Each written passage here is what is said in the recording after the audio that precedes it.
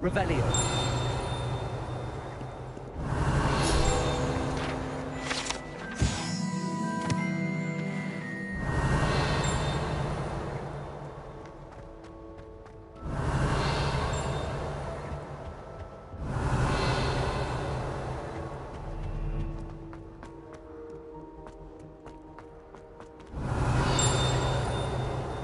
I wish I was a metal maker.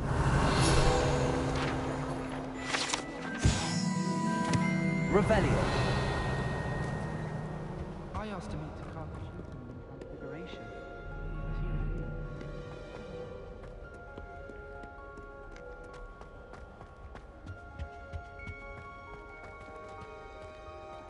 Has he refused?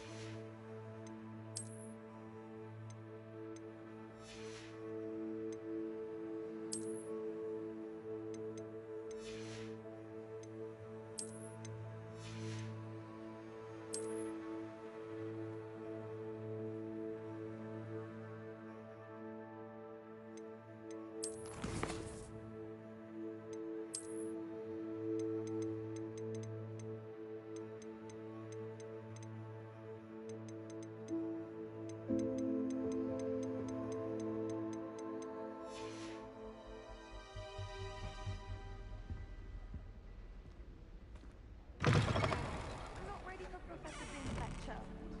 Not with pillows. Revelio.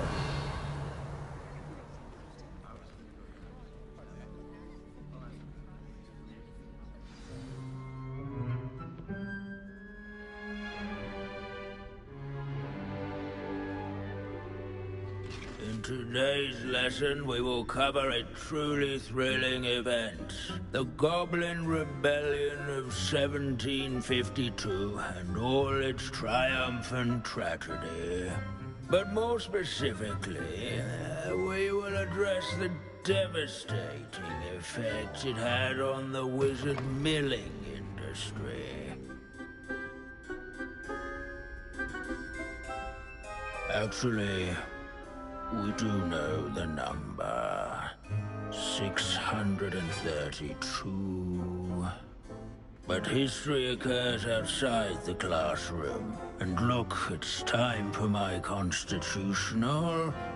One can practically osmose the history flowing through Hogwarts. I think the professor wants us to follow him. And now for a stroll to the bell tower entrance hall. Along with the rest of the... Leave it to Binns to make the most interesting school in the world seem dull. The hall and the bell towers that loom above it contain myriad interesting artifacts. At least we're out of the classroom.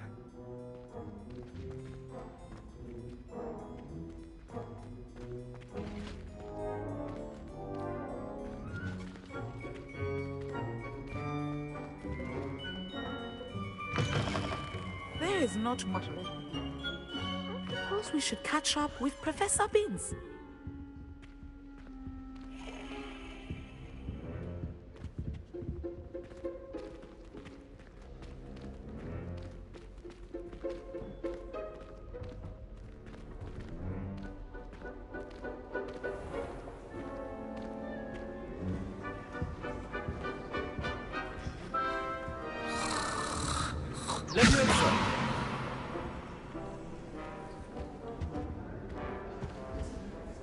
Good to see you again. Recovered from that nasty bout of dragon pox, have we? That wasn't me, Professor. I'm new here. Are you? Well then, welcome. No doubt you're eagerly anticipating my analysis of various wizarding councils, codes, statutes, and of course, goblin rebellions. Not all goblins are rebellious. Some venture into wizarding politics, such as Eargit the Ugly. Some are talented artisans, such as Bragbor the Boastful.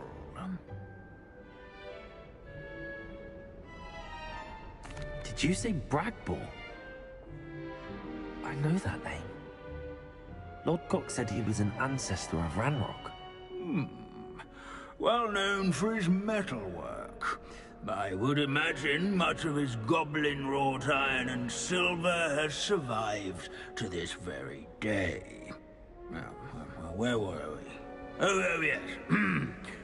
Back to our class topic for today. Grimbold Weft. Another notable historical figure. He's right nearby.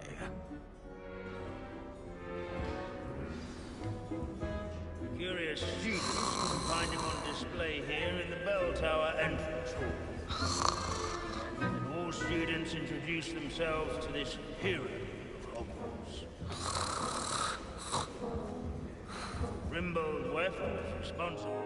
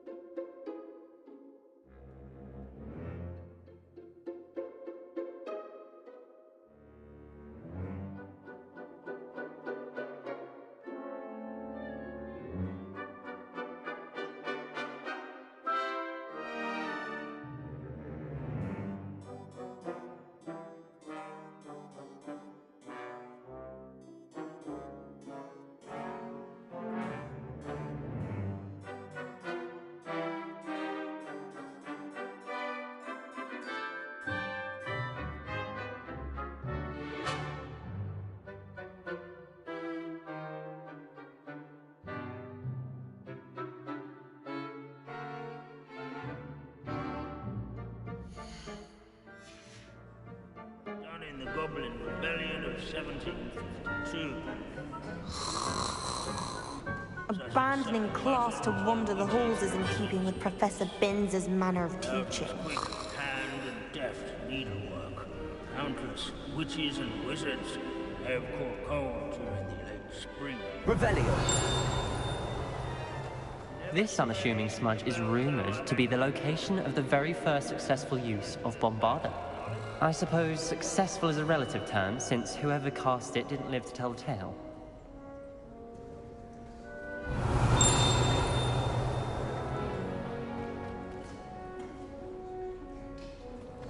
As one would expect, Hogwarts contains no narthexes, since obviously those would not be found in castles.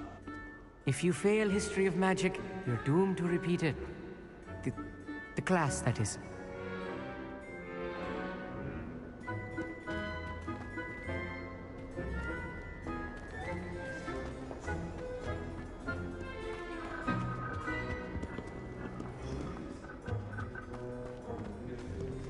Wagadu's history is, well, a bit different than that of Hogwarts, to say the least.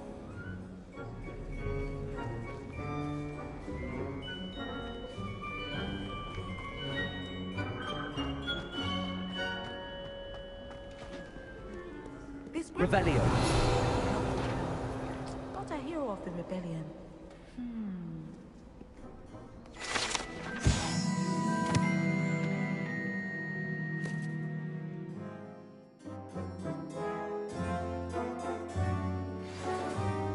Oh, yes. I see you found Grimbold Weft. Yes, I rather enjoyed seeking him out. The thrill of the scholarly pursuit. I know the feeling quite well. Now, let's turn our attention to the agreeability and general good nature of Sir Athpuddle. He's also nearby. See what you can learn from him for your next assignment.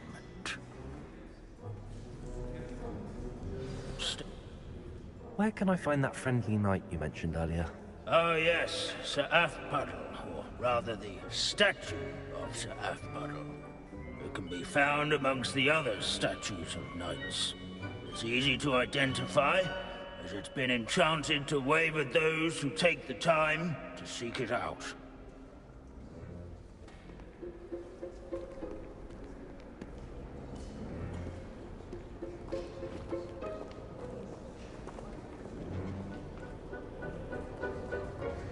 Where his warm and approachable demeanor was celebrated by old friends and newcomers alike.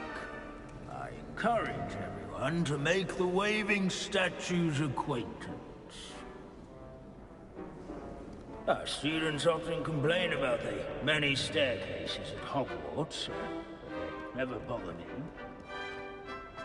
Sir Athpuddle.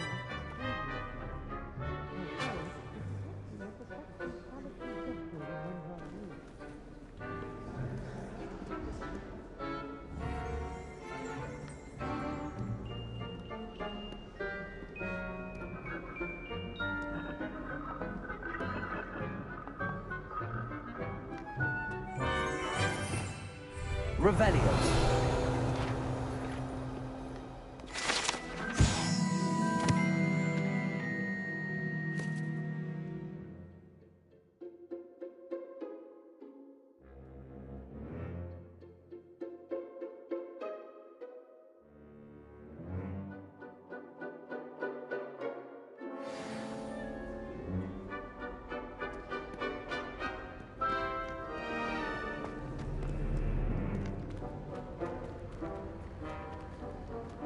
Hogwarts is impervious to the inexorable march of time. Perhaps that is why I admire it so. Professor Binns, I found the statue of Sir Athpuddle. Ah, well done. Alas, Sir Athpuddle's affability was his undoing. Died instantly trying to befriend a basilisk. Eye contact is not always to be encouraged. So beloved was he that even some goblins mourned his passing. Of course, that did not bode well with the rest of the goblins, most of whom could not abide mourning the loss of a wizard. Pity goblins and wizards can't get along. True. But imagine how dull my lectures would be without goblin rebellions to discuss. History does tend to repeat. It is a series of patterns, a thought both comforting and disconcerting. The wise student, such as yourself, will learn from it.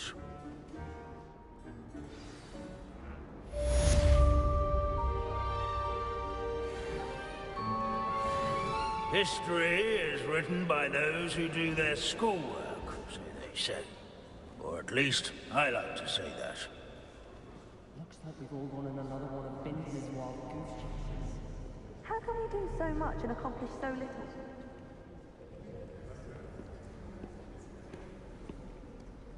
Lassie, is everything all right?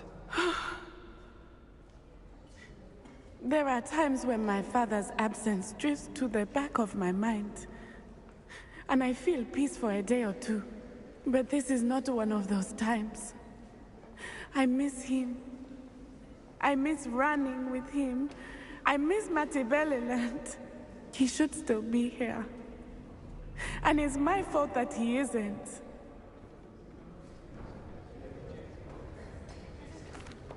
It's not your fault, Natty. There's nothing you could have done to prevent it. That is what my mother says. But he died protecting me. And I cannot help but feel guilty over that. I find myself reliving the moment more often than I would like. I believe I would feel less helpless if I could truly put an end to Harlow and the rest of Rookwood's miserable lot. Each day they remain free, they do more damage, leaving people like Archie Bickle to suffer the consequences. I agree, Natty. We'll get them. I've never seen someone so committed to a cause. Thank you. I believe we will get them, beginning with Harlow. Thank you for speaking with me. It was very helpful.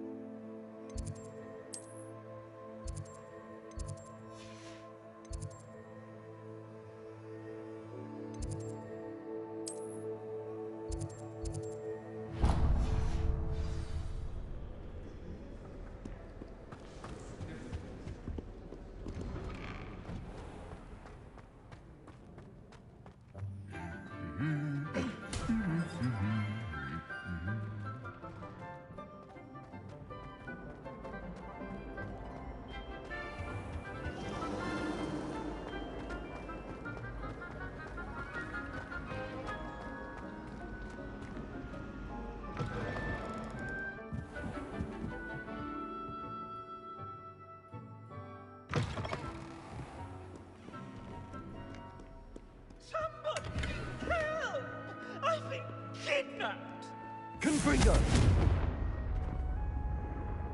Sir, are you all right? You seem to be in some distress. All right? Do I look all right? I've been kidnapped! How can you be kidnapped when you're right here? What sort of question is that? Of course I'm right here. I've more than one frame. Do you only have one home? It's my other frame.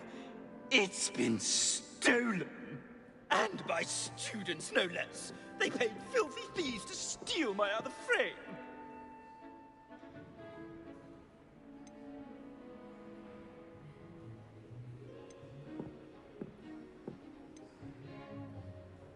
Did that really happen, or are you simply being overdramatic?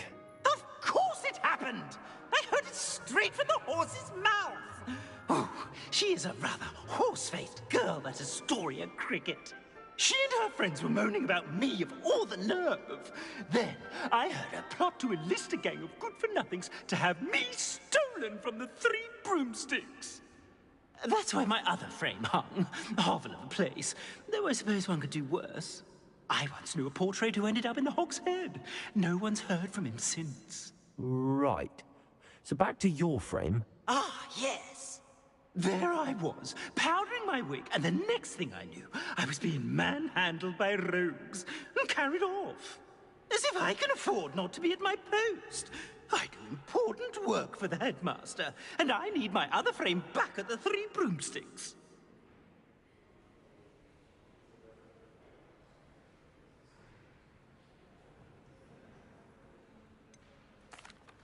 Just who is Astoria Cricket, and what would she want with your frame? She's a fourth-year troublemaker, that's who. She and her band of hoodlums discuss all sorts of misdeeds right under my nose, and then resent me for overhearing them. I can only assume they took my frame in some misguided attempt to punish me for doing my job. What do you mean you do important work for the headmaster? Let's just say I overhear quite a bit in Serona's fine establishment, and the headmaster likes to know all about it. He's come to count on me in this regard. Reminds me of my prefect days. I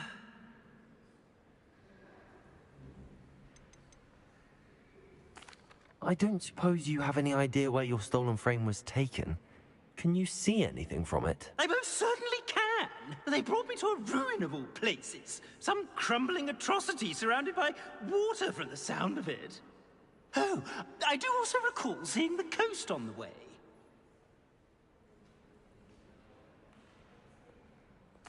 I could look into the matter for you. Oh, would you? How marvelous. Do it quickly, though, won't you?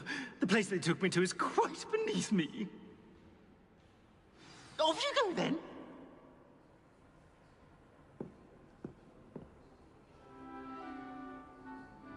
It's an outrage! No one makes a fool of Ferdinand Octavius Pratt!